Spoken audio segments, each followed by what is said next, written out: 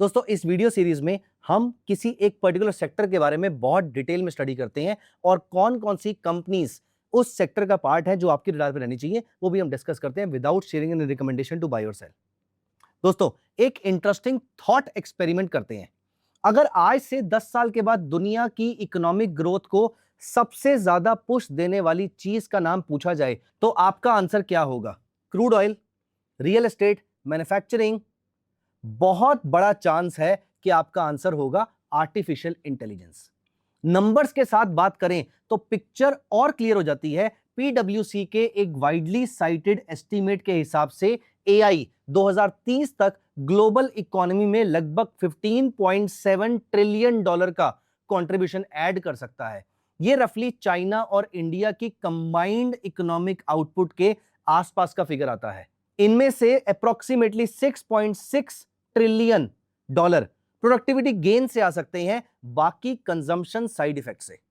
Market size की बात करें तो 2023 में ग्लोबल एआई मार्केट करीबन 200 बिलियन डॉलर के आसपास का था। एस्टीमेट्स के हिसाब से यह फिगर 2030 तक 1 ट्रिलियन डॉलर के ऊपर जा सकता है, जो रफली 35 से 40% कैगर इंप्लाइड करता है। सिर्फ जनरेटिव एआई सेगमेंट ही 2030 तक 1.3 ट्रिलियन डॉलर के करीब का मार्केट बन सकता है। 2022 में यह सिर्फ 40 बिलियन डॉलर के आसपास का था। इंडिया भी इस रेस में पीछे नहीं है। इंडियन एआई मार्केट 2027 तक अप्रोक्सीमेटली 17 टू 20 बिलियन डॉलर के लेवल को टच कर सकता है, करीब 25 से 35% कैगर के साथ। एक नैस्कॉम बैक्ड एस्टीमेट यह कहता है एआई इंडिया की जीडीपी में 2026 तक अराउंड 500 से 600 या फिर उससे भी ज्यादा बिलियन डॉलर तक का क्यूमुलेटिव वैल्यू ऐड कर सकता है। और इंडिया में already 1900 plus AI focus startups हैं जिन्हें लास्ट फ्यू इयर्स में बिलियंस ऑफ डॉलर्स की फंडिंग मिली है। लेकिन एआई को सिर्फ एक टेक्नोलॉजी ट्रेंड समझना गलती होगी। यह एक ऐसा शिफ्ट है जो हेल्थ केयर से लेकर बैंकिंग, फार्मिंग से लेकर सेमिकॉन मतलब सेमीकंडक्टर तक हर सेक्टर की फंक्शनिंग को बदल सकता है और अदर बदल रहा है। आज हम देखेंगे कि कौन से सेक्टर सबसे बड़े बेनिफिशियरीज हो सकते हैं इस एआई की वजह से और कौन सी लिस्टेड कंपनीज इस ट्रांसफॉर्मेशन से लिंक्ड है। ये वीडियो बहुत ही इंटरेस्टिंग होने वाला है, बहुत ही इंपॉर्टेंट है। आप इसको एनालिसिस के पॉइंट ऑफ व्यू से जरूर समझिएगा। हम यहां पर स्टॉक की रिकमेंडेशन बिल्कुल नहीं देते, लेकिन किसी सेक्टर का एनालिसिस कैसे करते हैं वो सारी चीजें मैं आपके साथ यहां पर शेयर कर रहा हूं। दोस्तों एआई बूम एक्चुअली में है क्या, ये समझने की कोशिश करते हैं। दोस्तों नॉर्मल टेक्नोलॉजी अपग्रेड्स में कंपनी सॉफ्टवेयर इंस्टॉल करती है, प्रोसेस इंप्रूव करती है और स्टोरी वहीं खत्म हो जाती है। एआई का केस थोड़ा सा अलग है। ये प्रोडक्टिविटी को ऑटोमेट कर देता है, डिसीजंस को इंप्रूव करता है और नए बिजनेस मॉडल्स क्रिएट करता है। आज एआई डॉक्टर्स को रिपोर्ट्स एनालाइज करने में हेल्प कर रहे हैं, बैंक्स को रिस्क एसेस करने में हेल्प कर रहे हैं, फार्मर्स को क्रॉप की प्लानिंग करने में हेल्प कर रहे हैं और कंपनीज को कंज्यूमर बिहेवियर समझने में हेल्प कर रहे हैं। द ग्लोबल एआई बूम में अगर हम यहां पर सेक्टर्स की बात करें या स्टॉक्स की बात करें, दोस्तों स्केल समझने के लिए एक नंबर समझ लेते हैं पहले।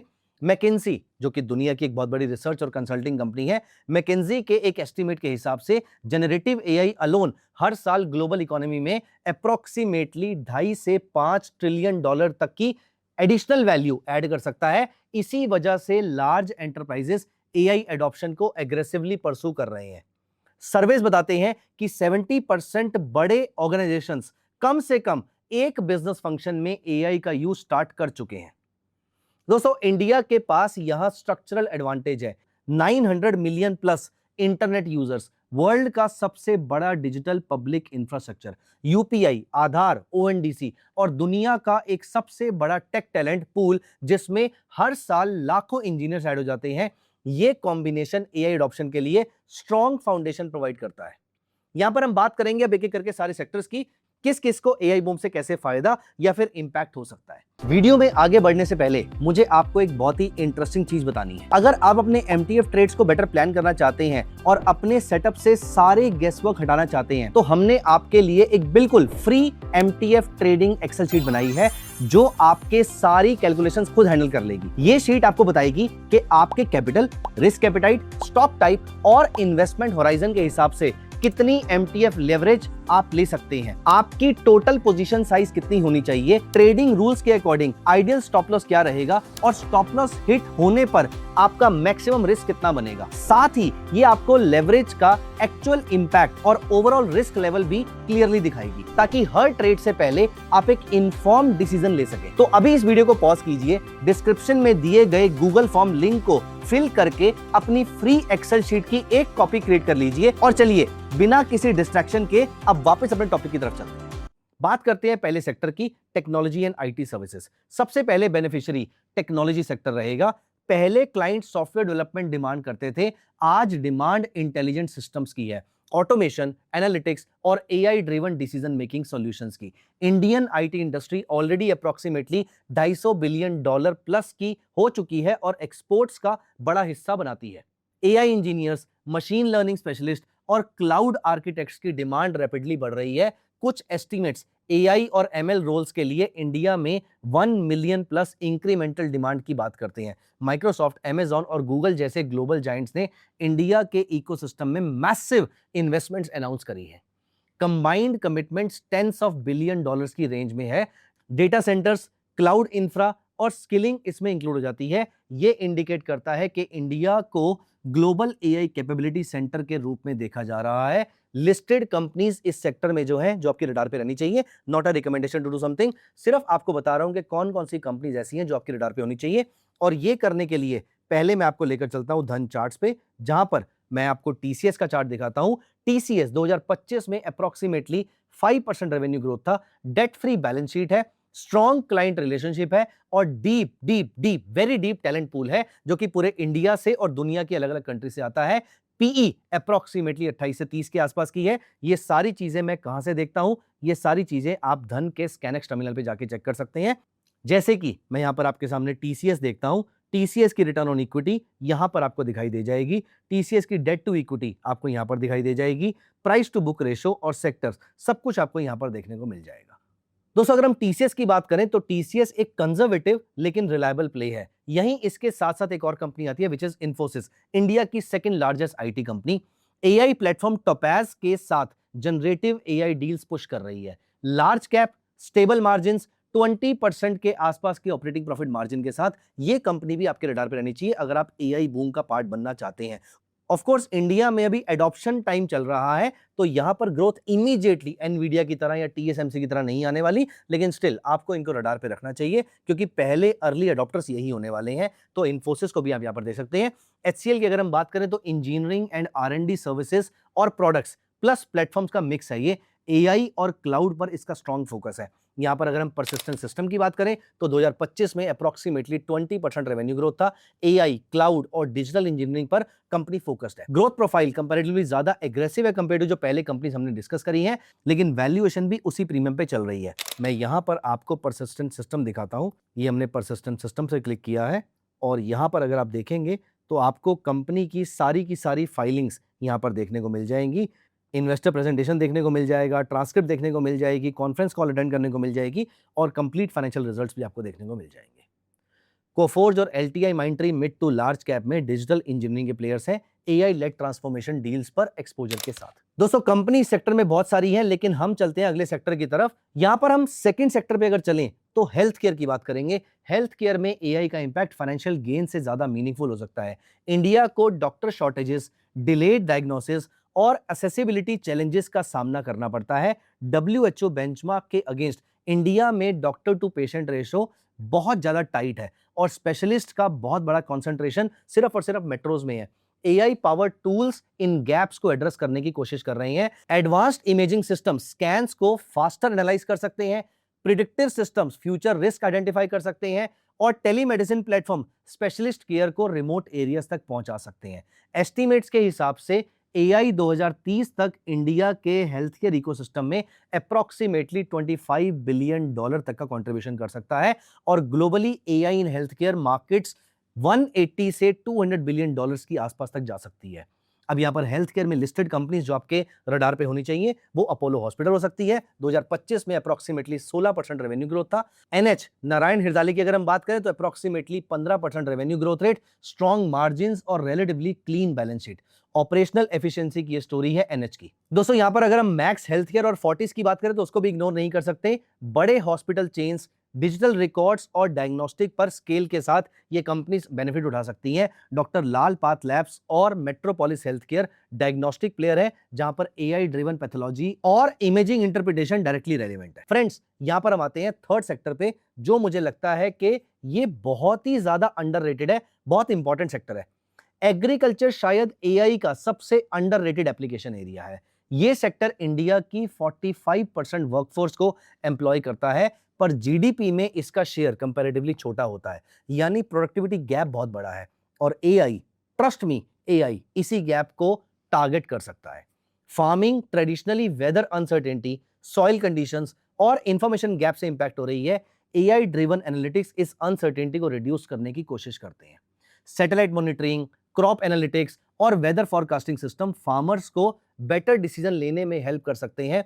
Globally AI in agriculture market 2030 तक 10 से 12 बिलियन डॉलर की रेंज तक जा सकता है। Government backed initiative regional language advisory और ड्रोन बेस्ड स्प्रेइंग को भी प्रमोट कर रहे हैं। दोस्तों इस पर्टिकुलर सेक्टर में आपके सामने कुछ कंपनीज है जैसे कि पीआई इंडस्ट्री, यूपीएल। यूपीआई अगर हम देखें तो हाई डेट प्रोफाइल के साथ हायर रिस्क अपॉर्चुनिटी है। एग्रीटेक एडॉप्शन एक्सेलरेट हुआ तो स्केल एडवांटेज इंपॉर्टेंट हो सकता है। यहीं पर कोरोमंडल इंटरनेशनल भी आपकी रडार पे हो सकती है और बेयर क्रॉप साइंस भी fertiliser plus crop protection plus digital agronomy platform के साथ यहां पर आपकी रडार पे रह सकती है। ये सारी कंपनीज एआई की बेनिफिशियरी हो सकती है। इनमें से आप यहां पर किसी भी कंपनी को स्टडी करना चाहते हैं तो फॉर एग्जांपल अगर आप पीआई इंडस्ट्री को स्टडी करना चाहते हैं तो सारी की सारी डिटेल्स आपको यहां पर देखने को मिल जाएंगी। ऑल्दो पिछले 1-1.5 साल में इन्होंने काफी अच्छा रिटर्न नहीं दिया है, लेकिन अगर आप यहां पर फोकस करें, पिछले 2-3 साल से एफआईआई ने अपनी होल्डिंग को यहां पर बना के रखा हुआ है। रादर डीआईआईज की होल्डिंग लगातार यहां पर बढ़ती जा रही है, तो इन चीजों का आपको ध्यान रखना चाहिए। दोस्तों यहां पर चौथा सेक्टर जो आपके रडार पे होना चाहिए वो है फाइनेंशियल सर्विसेज। फाइनेंशियल सर्विसेज में एआई ऑलरेडी विजिबल है। Instant loan approvals, fraud monitoring, recommendation engines और digital customer support AI lenders को रिस्क इवैल्यूएट करने में, फ्रॉड डिटेक्ट करने में, सिस्टम्स को सस्पिशियस एक्टिविटी क्विकली आइडेंटिफाई करने में और पर्सनलाइजेशन को एनेबल करने में हेल्प करता है। कॉन्टेक्स्ट के लिए यूपीआई हर मंथ 18 से 19 बिलियन प्लस ट्रांजैक्शन प्रोसेस कर रहा है जो प्राइमरीली एआई से ड्रिवन है और एआई रिस्क स्कोरिंग के लिए भी ह्यूज डेटा लेयर बन जाता है। इस स्पेस में आपके सामने कुछ लिस्टेड कंपनीज जो आपके रडार पे होनी चाहिए वो है ICICI bank, HDFC bank, Bajaj finance. ऐसे कुछ बैंक्स और एनबीएफसीज ये आपके रडार पे होनी चाहिए। एआई एडॉप्शन में जो नई टाइप की कंपनीज है जैसे कि पॉलिसी बाजार विच इज पीबी इन्फोटेक, ये जल्दी अडॉप्ट कर सकती हैं इंश्योरेंस में, लेंडिंग में और उसी तरीके से आपके बाकी ब्रोकिंग प्लेटफॉर्म जो है जैसे कि एंजल वन हो गया, सीडीएसएल, बीएससी, ये सारी कंपनीज भी इसके अर्ली अडॉप्टर्स में हो सकती है। अपार्ट फ्रॉम दिस पेटीएम भी आपके रडार पे हो सकता है। अगेन मैं दोबारा बता रहा हूं, ये सारी चीजें मैं सिर्फ इसलिए बता रहा हूं कि कौन कौन से फील्ड में ये कंपनीज एआई को यूज कर रही हैं, करना शुरू कर चुकी हैं या फिर करने को लेकर अपनी कॉन कॉल्स में, अपनी फाइनेंशियल स्टेटमेंट्स में बात करना शुरू कर चुकी हैं। इसीलिए कंपनीज को आप स्टडी कीजिए, आपने जाते ही सीधा इन कंपनीज को बाय नहीं कर लेना। ये सारे अर्ली एडॉप्टर्स हैं इस इंडस्ट्री में, इस एआई के बूम के। दोस्तों last but not the least सबसे इंपॉर्टेंट सेक्टर पे आ जाते हैं। इस सेक्टर के ऊपर मैंने स्पेशली एक वीडियो बनाया था विच इज सेमीकॉन, सेमीकंडक्टर। अगर एआई को इंजन माना जाए तो सेमीकॉन उसका फ्यूल नहीं बल्कि उसकी कोर सर्किटरी है। हर एआई मॉडल, क्लाउड सर्वर और एडवांस डिजिटल सिस्टम चिप्स पर डिपेंडेंट होता है। Globally semiconductor industry already approximately $600 billion plus की हो चुकी है और 2030 तक ये $1 ट्रिलियन को क्रॉस कर सकती है, ऐसा एस्टीमेट है, जिसमें AI chips fastest growing segment है। गवर्नमेंट ने सेमीकॉन इकोसिस्टम स्ट्रेंथन करने के लिए अप्रोक्सीमेटली $10 बिलियन मतलब 80-90 हजार करोड़ का सेमीकंडक्टर मिशन लॉन्च किया है। मल्टीपल फैब्स और एटीएमपी और ओसैट प्रोजेक्ट्स अप्रूव किए जा चुके हैं जिनकी combined investment approximately 1.5 lakh crore से ऊपर की रेंज में है। सेमीकॉन के बारे में अगर आपको पूरी डिटेल चाहिए तो मैंने एक स्पेशली वीडियो उसके ऊपर किया हुआ है। हमने वहां पर डिटेल में डिस्कस किया था कि लिस्टेड कंपनीज में डिक्सन टेक्नोलॉजी हो गया, केन्स हो गया और टाटा एलेक्सी हो गया, ये तीनों कंपनीज आपकी रडार पे रहनी चाहिए। आपको ये तीनों कंपनीज को अच्छे से स्टडी करना चाहिए। हमने सेमीकॉन पे बहुत डिटेल में वीडियो बना के उसके सारे फंडामेंटल्स चेक किए हैं।